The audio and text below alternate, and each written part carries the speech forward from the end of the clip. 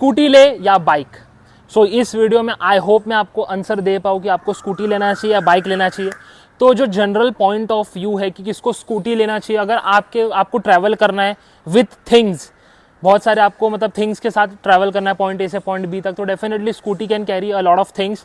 देखो भाई, माइलेज के पॉइंट में बाद में आता हूँ, बट अगर आपको ज़्यादा चीज़ें कैरी करनी है, अगर आपको डिलीवरी ऐसा कुछ काम करना है, लॉजिस्टिक वाला कुछ काम करना है, तो स्कूटी इज़ गुड। अगर आप अंडर 17 हो, नॉर्मल कॉलेज जाते हो, कॉलेज से आते हो, तो आप स्कूटी ले सकते हो। या फिर अगर आप नॉर्मल कोई काम कर रहे हो, सिटी में ही ज़्यादातर गाड़ी चलाते हो और ज़्यादा मेंटेनेंस आपको नहीं देना है, नॉर्मल मतलब उसमें निपटा देना है, तो स्कूटी आप ले सकते हो।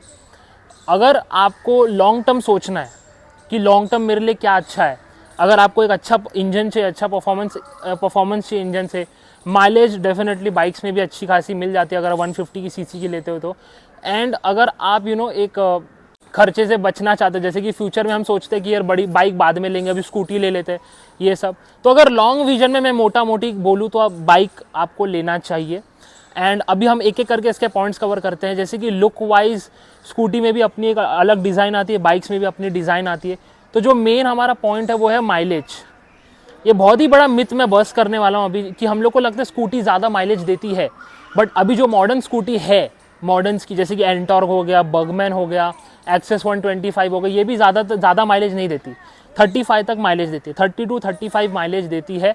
अगर किस्मत आपकी अच्छी है तो आपको 40 मिल जाता होगा, वरना ये आपको ज़्यादा माइलेज नहीं देगी। एक्टिवा डेफिनेटली ज़्यादा माइलेज देती है, बट आई डाउट आप एक्टिवा के बारे में सोच रहे हो।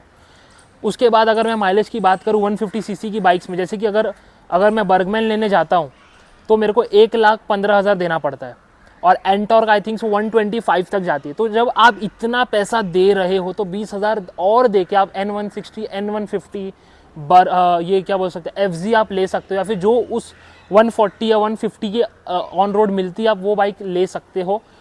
उसके जो माइलेज है वो 45 to 50 आपको आराम से मिल जाएगा। सिटी राइड, आप ऑफिस आराम से जा पाओगे, एंड एक अच्छा engine with decent build quality आपको प्रोवाइड करता है, जो आप अगर बाइक लेते हो तो। और अभी घर की कंडीशन भी डिस्कस कर लेते हैं। जैसे कि बहुत बार ऐसा होता है कि घर में लोग बोलते हैं कि स्कूटी आएगी तो सब चलाएंगे, बाइक आएगी तो सिर्फ तू ही चलाएगा। बट ये जो कंडीशन है, अगर आप स्कूटी भी लेके आते हो ना घर पे, अब जैसे कि मैं 2 एग्जांपल लेता हूँ, person A and person B. तो जो पर्सन ए है उसके घर में स्कूटी आएगी तो सिर्फ वही चलाएगा। घर वालों ने सिर्फ उसको एक बहाना दिया था कि भाई स्कूटी आएगी तो सब चलाएंगे, पर at the end of the day वही चला रहा है, समझ रहे हो। और पर्सन जो बी है उसके घर में जो लेडीज़ है वो भी स्कूटी चलाती है, और जेन्युइन नीड है कि स्कूटी ही आनी चाहिए। तो अगर आप पर्सन ए वाले कैटेगरी में जाते हो तो definitely go for a bike, scooty मत लो। स्कूटी की क्योंकि देखो अब जो स्कूटी चल रही है, जो अच्छी खासी ब्रांड, मेरे को पता है अभी कौन सी स्कूटी चल रही है, नाम नहीं लेना चाहता उसका जो बिल्ड क्वालिटी है बहुत ही चीप बिल्ड क्वालिटी है, और बैटरी इश्यूज़ बहुत देती है। बैटरी इशू के बाद आपको लॉन्ग रूट अगर आपको ट्रैवल करना है तो स्कूटी इज़ नॉट प्रेफरेबल। तो अगर आप लॉन्ग रूट पे जा रहे हो तो बाइक इज़ मोर मतलब preferable than scooty. And scooty के मैं और बताऊँ कि डिसएडवांटेजेस स्कूटीज़ के बहुत है, जैसे कि उसमें चीप बिल्ड क्वालिटी आती है, टायर्स बहुत छोटे छोटे रहते हैं। अब डेफिनेटली स्कूटी के डिज़ाइन के हिसाब से बनाए, but tyre is not that preferable. उसके बाद अगर आप स्कूटी की बात करें, उसको आप बैटरी इश्यूज़ बहुत आते हैं जिस ब्रांड की मैं बात कर रहा हूँ। एंड उसी के विपरीत अगर मैं बाइक्स में जाऊँ तो अगर आप अच्छी बाइक लेते हो अपने बजट के हिसाब से तो माइलेज भी आपको अच्छी मिल जाएगी। उसके बाद आप लॉन्ग रूट भी कवर कर पाओगे, अच्छा परफॉर्मेंस इंजन मिल जाएगा। देखो भाई, बाइक में सेफ्टी, अगर आप रोड पे चला रहे हो तो आपको बहुत ही सेफ्टी के साथ ही बाइक चलाना है, but as compare scooty bike is more safe मैं बोलना चाहूँगा। एंड आपको लॉन्ग टर्म में भी बाइक एक बहुत ही कंफर्टेबल है, क्योंकि बहुत लोग बोलते हैं बाद में स्विच करेंगे, तो स्विच में भी पैसा जाता है ना, तो इसीलिए एक ही बार आप इन्वेस्टमेंट करो, बट अच्छा इन्वेस्टमेंट करो। एंड अगर मैं बोलूँ किसको स्कूटी लेना चाहिए, देखो अगर आपको मेंटेनेंस ज़्यादा नहीं देना है, जो सर्विसिंग होता है, मेंटेनेंस होता है, अगर आपको ज़्यादा शॉर्ट रूट कवर करना है, शॉर्ट डिस्टेंस ट्रैवल करना है, नॉर्मल सिटी में गाड़ी चलानी है, डिसेंट माइलेज मैं बोलूँगा, क्योंकि बाइक्स भी आपको अच्छा माइलेज दे देगी, तो डिसेंट माइलेज मैं आपको बोलता हूँ। डिसेंट माइलेज के बाद अगर आपको नॉर्मल कॉलेज जाना है, नॉर्मल चीज़ें रखनी है, go for a scooty.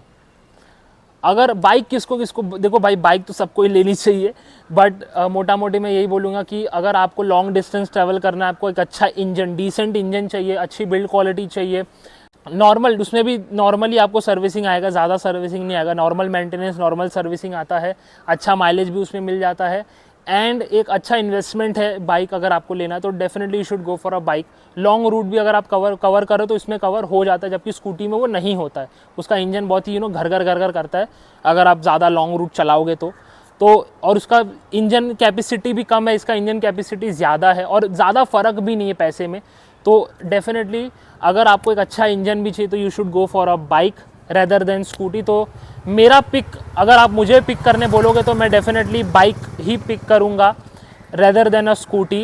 And अगर एकदम नॉर्मल कैजुअल आप शॉर्ट डिस्टेंस ट्रैवल कर रहे हो, आपको मतलब ज़्यादा वो भी नहीं है, एक सेकेंडरी कार की अगर आपको चाहिए, सेकेंडरी व्हीकल अगर आपको चाहिए तो आप स्कूटी ले सकते हो, बट स्कूटी के ऊपर मैं बाइक को प्रीफर करता हूँ। तो अगर आप अभी कोई भी व्हीकल ख़रीदने वाले हो तो definitely you should consider whether you want to buy a scooty और a bike. So I hope मैंने इसका आंसर दे दिया। और ऐसे अगर आपका कुछ बोलना होगा, सजेशन होगा तो कमेंट सेक्शन में आप मुझे लिख के बताना, एंड जिससे दर्शकों का बहुत ही हेल्प हो जाए जो अभी व्हीकल लेने जा रहे हैं। इसके लिए इतना ही गाइस, मिलते हैं नेक्स्ट वीडियो में।